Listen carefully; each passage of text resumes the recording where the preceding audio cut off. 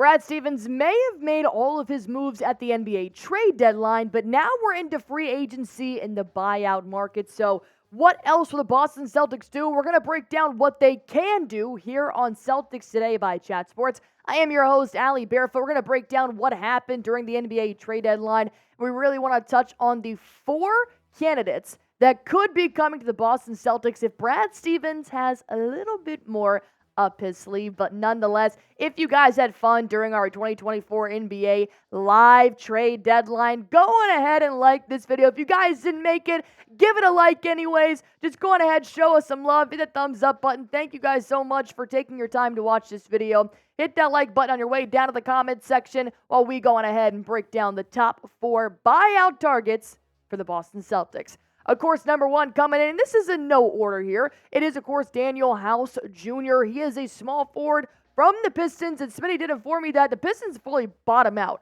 So now he has entered free agency, which means he can be eligible to come to the Celtics whenever Brad Stevens wants him to. But here's what you're going to be getting.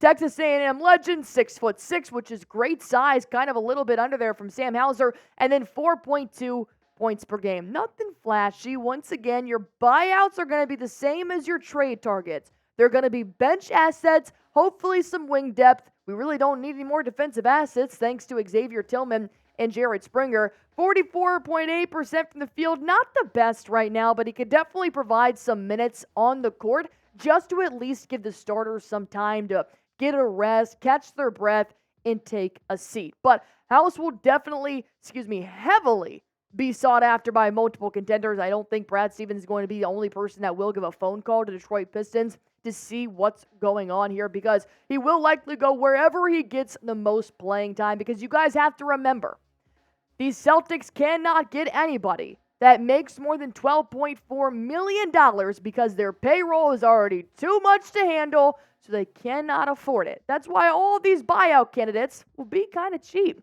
So with that, my first question comes to you. Should the Celtics go after Danuel House Jr.? Type Y for yes, type N for no. I would say yes if it's not going to cost us too much. We do still have $4 million from the Grant Williams TPE. We used 2.2 on Jared Springer, so why not go after him? I'm going to start making that an option. We'll go ahead and comment that down below. The next one here, the former, if you want to call him that, Boston Celtic Danilo Gallinari.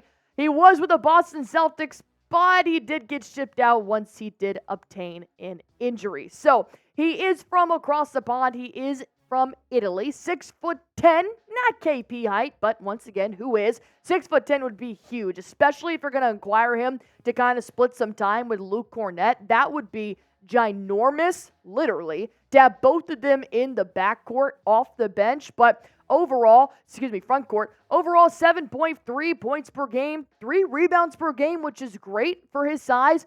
About 1.5 assists per game, not bad. 45% from the field, that can definitely get up, especially more in Joe Mazzulla's offense, where they're really equipped to dump it down low into the paint, because you've got bigger guys like that. They love doing that with Luke Cornett, spreading out the offense and then hitting your big man in the middle as they cut and they drive. Gallinari would be perfect for this. And he's probably the most efficient offensive player available. You got to keep in mind here, these are players that were just recently traded, and now they're open for free agency and buyout market. These aren't going to be all-stars. They're not going to be the top of the top. But Gallinari, he may still hold a grudge against the team that just kind of shipped him out when he was really excited to play for the Boston Celtics. But hopefully he just understands it's just business. Next, we're going to talk about more possible buyout targets for the Boston Celtics. Never count out Brad Stevens, even when you think he's done. But first, let's go on ahead and talk about our sponsor here on Celtics Today. The most fun you are going to have playing a daily fantasy sports app is going to come with Prize Picks. All you guys have to do is pick between 2 to 6 players and just pick more or less on their projected stats, and you can win real money in real time. I know you guys are big fans of the NBA. Thankfully, they've got a whole category for the NBA. But they also have some for the NFL too. And of course, the last game of the NFL season is being played on Sunday. So go ahead and get your picks in while you guys can. So they have a 99% off deal for Patty Mahomes to have more than a passing yard. Take the more. Please, I'm begging you. but I always take the more. Life's too short. Isaiah Pacheco to have more than half a rushing or receiving touchdown, and then Brock Purdy to have more than 248.5 passing yards. Why not? It's the big game. You can copy my picks, or you can make your own by going to prizepicks.com/CLNS, using that promo code CLNS for a first-time deposit match up to $100 so that you can watch yourself win up to 25 times your money on any entry. Let's talk about a guard here. We have given away Delano Banton off of our bench, so a guard might be pretty good to provide some extra depth there on the bench. Delon Wright was actually a target that Brad Stevens had mentioned some interest in during the trade season. 4.5 points per game, 2 rebounds per game, 2.5 assists, which is fantastic. That's what we want from a guy that's coming in to play off the bench. You just want to get the ball to your playmakers, get the ball to your scorers. I like the 2.7 assists, especially when you're obviously not the scorer for your team at 39.7% from the field. Wright's the kind of do-it-all guy. He can definitely play both sides of the ball. He doesn't do anything, outlandish. He's not going to be the guy that's player of the game, but that's okay. That's not what we're looking for. We've got 6 of those guys.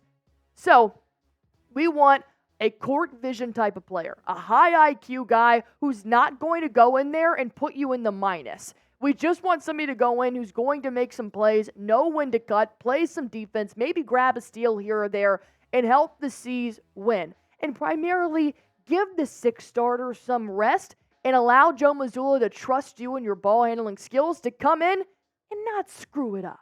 That's about it. We're all professionals here, right? Last but not least, the man who is unfortunately injured, Otto Porter Jr., the forward from the Utah Jazz. So let's break down what Otto Porter Jr. does have to offer the Boston Celtics here. Of course, he has been a little bit hurt this season, but still 6'8", less than 200 pounds, a long, lanky guy here from Georgetown. Of course, 2.7 points per game, 1.9 rebounds per game, half an assist, 42 from the field. Not my favorite buyout candidate, I will be honest, but here's the reason why. He's just barely played because he's been injured the last 2 seasons. That's not music to my ears in terms of a guy that I'm, beating down his door, ready to sign him to the Boston Celtics if he can't stay healthy, but he does have playoff experience, which is great, and he does have the ability to drive to the basket, make baskets. When he is fully healthy, that's just the big fat question mark. When is Otto Porter Jr. fully healthy? Look, I'm not the best businessman. I can't even do mental math. So I know Brad Stevens is going to go out and get the right person for the Boston Celtics right now, but I personally do like Delon Wright the most. I think if you just gave up a guard, might as well get another guard. There are also several other names out there like Richaun Holmes. You got Victor Oladipo. So Brad Stevens might surprise us in trade for somebody like Jared Springer that we did not know was going to happen. Maybe that's what's going to happen in the buyout candidacy as well. So that's my opinion. Go on ahead and give me yours. Name a player Boston should sign in the buyout market. It could be the 4 targets that we already addressed. It could be 4 other players. There are numerous guys out there. Just make sure that it's a player under $12.4 million. We all have internet. We can all look up the players' salaries. We cannot go over that cap space. It will not allow us. So don't go in the comment section saying, we want DeJounte Murray. I will block you. I won't, but you know what I mean. All right, go ahead and comment that down below while you guys are making your way down to the comment section. Hit that like button on the way out. We are going to be live today for the Wizards versus Celtics game, and we're going to be live on Sunday. So if you guys are just ready for some Boston Celtics basketball and the deadline is over, like this video for me.